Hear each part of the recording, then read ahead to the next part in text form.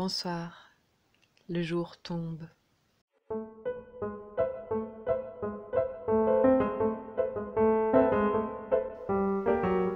Du beau avant le solstice.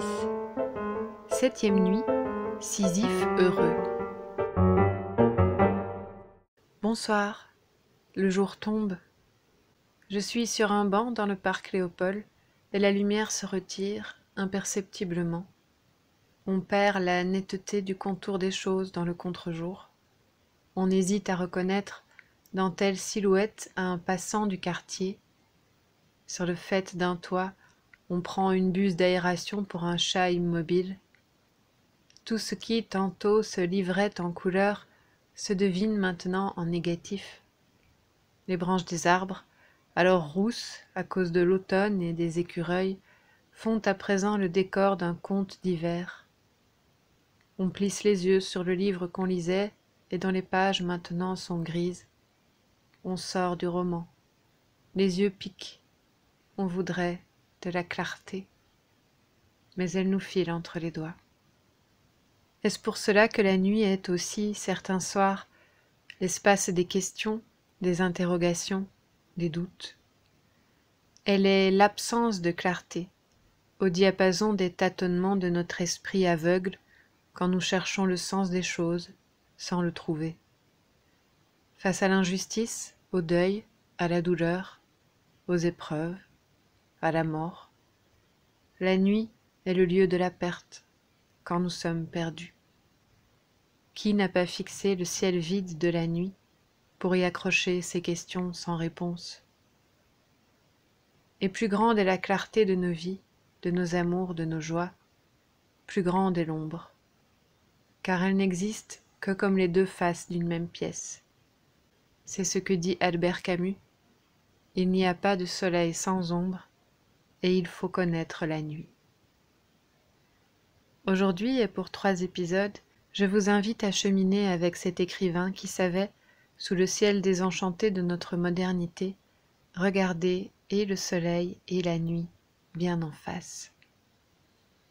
Et entrons d'abord dans la nuit, avec un magnifique passage de son premier essai, Le mythe de Sisyphe, texte qui me touche beaucoup, parce que Camus y raconte un peu de notre vie à tous.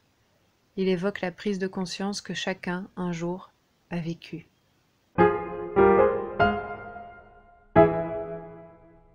Pour tous les jours d'une vie sans éclat, le temps nous porte. Mais un moment vient toujours où il faut le porter. Nous vivons sur l'avenir, demain, plus tard, quand tu auras une situation, avec l'âge tu comprendras. Ces inconséquences sont admirables, car enfin, il s'agit de mourir. Un jour vient pourtant, et l'homme constate ou dit qu'il a 30 ans. Il affirme ainsi sa jeunesse. Mais du même coup, il se situe par rapport au temps. Il y prend sa place. Il reconnaît qu'il est à un certain moment d'une courbe qu'il confesse devoir parcourir. Il appartient au temps et, à cette horreur qui le saisit, il y reconnaît son pire ennemi. Demain, il souhaitait demain, quand tout lui-même aurait dû s'y refuser. Cette révolte de la chair, c'est l'absurde.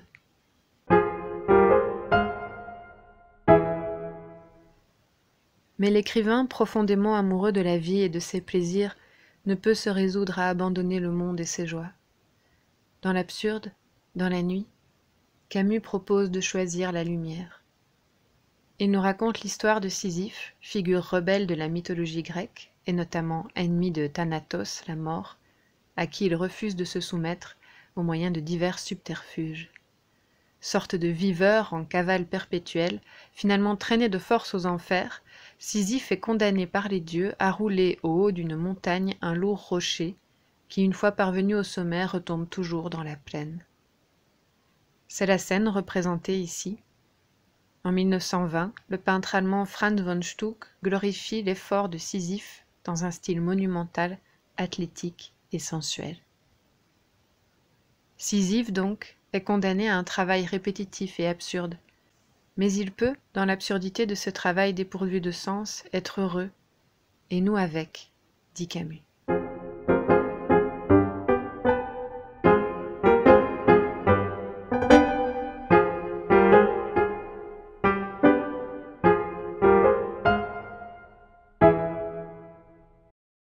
Sisyphe est le héros absurde.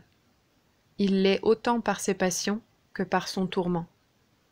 Son mépris des dieux, sa haine de la mort et sa passion pour la vie lui ont valu ce supplice indicible où tout l'être s'emploie à ne rien achever. C'est le prix qu'il faut payer pour les passions de cette terre. On ne nous dit rien sur Sisyphe aux enfers, les mythes sont faits pour que l'imagination les anime.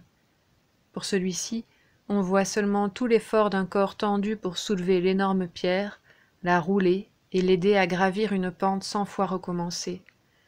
On voit le visage crispé, la joue collée contre la pierre, le secours d'une épaule qui reçoit la masse couverte de glaise, d'un pied qui la cale, la reprise à bout de bras, la sûreté toute humaine de 2 mains pleines de terre. Tout au bout de ce long effort mesuré par l'espace sans ciel et le temps sans profondeur, le but est atteint. Sisyphe regarde alors la pierre dévaler en quelques instants vers ce monde inférieur, d'où il faudra la remonter vers les sommets. Il redescend dans la plaine.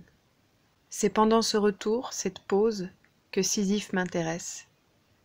Un visage qui peine si près des pierres est déjà Pierre lui-même.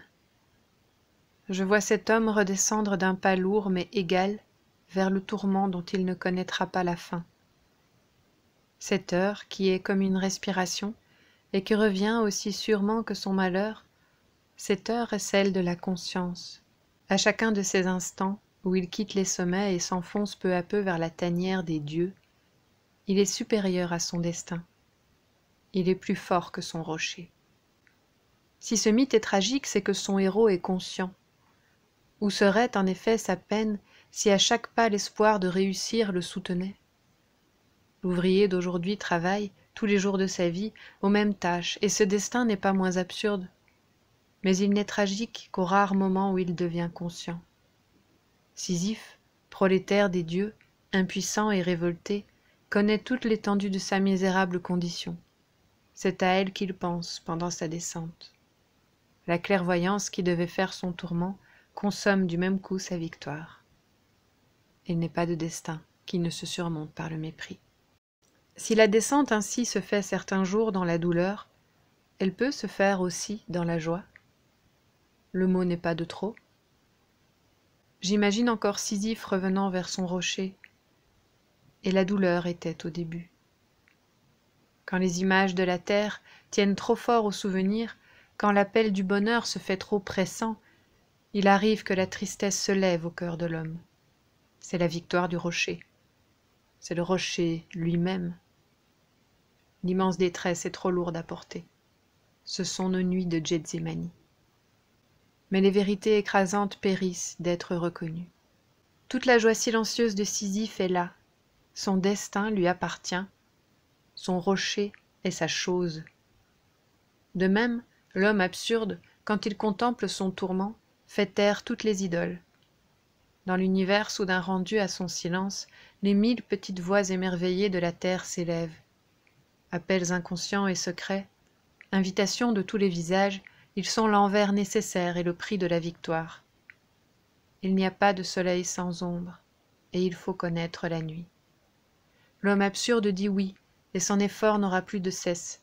S'il y a un destin personnel, il n'y a point de destinée supérieure, ou du moins, il n'en est qu'une dont il juge qu'elle est fatale et méprisable. Pour le reste, il se sait le maître de ses jours.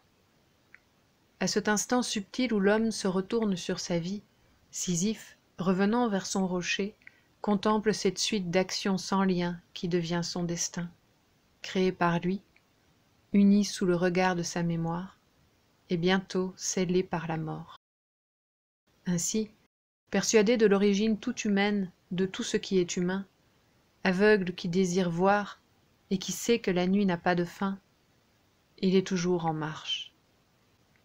Le rocher roule encore, je laisse Sisyphe au bas de la montagne, on retrouve toujours son fardeau. Mais Sisyphe enseigne la fidélité supérieure qui nie les dieux et soulève les rochers. Lui aussi juge que tout est bien. Cet univers, désormais sans maître, ne lui paraît ni stérile ni futile. Chacun des grains de cette pierre, chaque éclat minéral de cette montagne pleine de nuit, à lui seul, forme un monde. La lutte elle-même vers les sommets suffit à remplir un cœur d'homme. Il faut imaginer Sisyphe heureux.